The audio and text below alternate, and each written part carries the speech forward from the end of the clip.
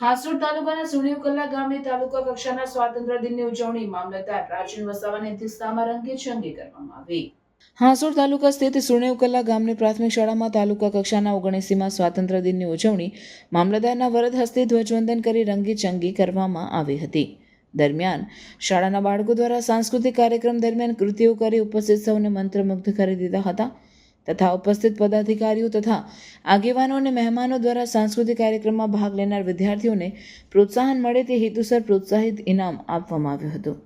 આ પ્રસંગે હાસોડ નાયબ મામલતદાર એમ.બી. સુતરિયા સહિત મામલતદાર કચેરીના કર્મચારીઓ, તાલુકા પંચાયત પ્રમુખ સંગીતાબેન પટેલ, હાસોડ તાલુકાના માજી પ્રમુખ ગેમલસિંહ પટેલ તેમજ તાલુકા પ્રમુખ અનંત પટેલ, મહામંત્રી જિગ્નેશ પટેલ, ભાજપના પ્રખર કાર્યકર વનરાજસિંહ ઉર્ફે બકો સહિત ભાજપના કાર્યકરો તથા ભૂતપૂર્વ સરપંચ પ્રફુલ્લ આહિર અને હાસોડ તાલુકાની પ્રાથમિક શાળાના શિક્ષકગણ અને વિદ્યાર્થીઓ તથા ગામ લોકો મોટી સંખ્યામાં ઉપસ્થિત રહ્યા હતા.